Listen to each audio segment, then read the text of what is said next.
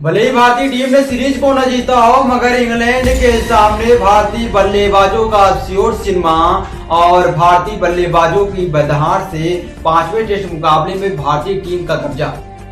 यहाँ दोस्तों इंग्लैंड के सामने पांचवें टेस्ट मुकाबले में जहां बल्लेबाजों ने निराश किया और गेंदबाजों ने भारतीय टीम को बचाया। इंग्लैंड को 238 रनों पे रोका, मात्र बढ़त थी 23 रनों की, उस लीड को कम रखा। और जहां पे इंग्लैंड के बल्लेबाजों ने कुछ बल्लेबाजी नहीं किया, मगर बात करें जायसवाल साहब को छोड़ दिया जाए, बाकी बल्लेबाजों ने निराश किया। आकाशदीप का बेहतरीन 62 रनों की पारी और 53 रनों की पारी वाशिंगटन सुंदर खेलते हैं और 52 रनों की पारी रविंद्र जडेजा का आता है, जिसके कारण भारतीय बल्लेबाजों ने 350 के आंकड़े को पार किया और इंग्लैंड के सामने लक्ष्य तो दिया, मगर कैलवे साहब का विकेट तो गिरा 14 रन पर। और भारतीय बल्लेबाजों को इस मुकाबले को जीतना होगा तो मात्र 9 विकेट लेना पड़ेगा। अब इंग्लैंड के सामने जहां पे बात करें, टॉस जीत के पहले बल्लेबाजी के लिए आमंत्रित किया इंग्लैंड के बल्लेबाजों ने और भारतीय बल्लेबाजों की शुरुआत तो बेहद खराब होती है। जहां पर बात करें, करुण नायक का बेहतरीन 68 आता है पहली पारी में और उसके बाद कोई भी बल्लेबाज चलता नहीं। मात्र बल्लेबाजों की बात करें तो 224 रन पर ही सिमट जाती है भारतीय टीम। अब वही भारतीय टीम जहां पे बल्लेबाजों तो निराश किया, मगर इंग्लैंड के सामने दूसरी पारी में जिस तरह बल्लेबाजी करने इंग्लैंड के बल्लेबाजों ने उतरा और बेन टेकेट और कैलवे साहब का बेहतरीन बल्लेबाजी आया, बाकी बल्लेबाजों को तो भारतीय गेंदबाज ने चलने नहीं दिया और इस मुकाबले को जीतकर एक नया इतिहास रचा। अब बात करें भारतीय बल्लेबाज, जहां पर सभी बल्लेबाजों ने संघर्ष किया। दूसरी पारी यहाँ शुरुआत होती है कि राहुल साहब जो आपके सरपंच होते हैं, जो आपकी सूझबूझ की पारी खेलते हैं, जो आपको भारतीय टीम के एक विनर ले आते हैं, उनकी बल्लेबाजी तो फ्लॉप होती है और जिसके कारण यहाँ पे बल्लेबाजी के लिए यशस्वी जायसवाल पूरी मोर्चा को संभालते हैं। और उसके बाद साई सुदर्शन का बेहतरीन बल्लेबाजी तो करना शुरू किया, मगर उनका विकेट काफी समय नहीं टिक पाया, वहां पे कैच आउट हुए और जिसके कारण फिर बल्लेबाजी करने के लिए कप्तान साहब आते हैं। वो कप्तान साहब की बल्लेबाजी की पारी नहीं होती है, आकाशदीप को भेजते हैं और आकाशदीप जब बल्लेबाजी के लिए मैदान में आते हैं तो चौके और छक्के की बारिश लगाते हैं और 62 रनों की पारी खेलते हैं।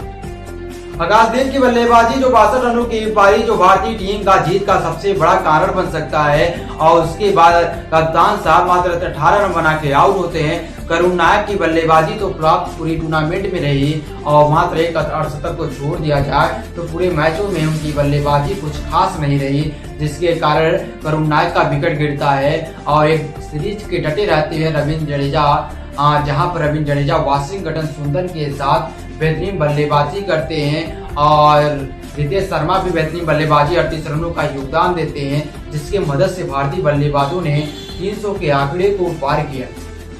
और जहां पे जायसवाल की विस्फोटक 118 रनों की पारी आती, जायसवाल साहब ने मात्र 147 गेंदों में 118 रनों की पारी खेलते हैं और भारत का जीत का सबसे बड़ा परचम जायसवाल साहब को माना जाता है।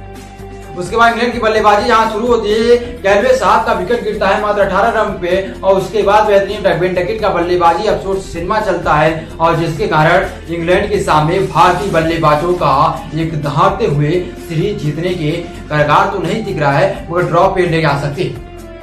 जहां पे भारतीय बल्लेबाजों की बात करें तो जहां पे शुभमन गिल लगातार तीसरे टेस्ट मुकाबले में फ्लॉप हो जारी है, चौथे में बेहतरीन शतक, उसके बाद उनकी बल्लेबाजी में कोई निखारता नहीं आई और जिसके कारण भारतीय बल्लेबाजों ने केवल 350 के आंकड़े को ही दिया इंग्लैंड के सामने। एक विकेट तो यशस्वी सिराज ने तो ले लिया है, मगर भारतीय टीम का पांचवें टेस्ट मुकाबले में तो कब्जा दिख रहा है।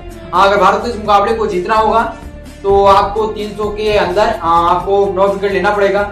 अगर आप ये कारनामा कर सकते हैं तो डेफिनेटली इस मुकाबले को भारतीय टीम जीतकर एक नया इतिहास तो रचेगी, मगर इंग्लैंड के सामने ड्रॉ के हिसाब से देखा जाए तो इससे पहले विराट कोहली कर चुके हैं। आपके किंग विराट कोहली 2018 में टेस्ट के मैदान में इंग्लैंड के सामने 2-2 से बराबरी कर चुके हैं इससे पहले।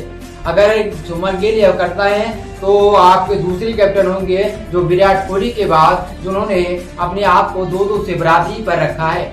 विराट को क्या लगता है, क्या विराट और शुभमन गिल एक ही कैटेगरी में आते हैं? विराट को क्या लगता है, फिर कमेंट करके जरूर बताएं।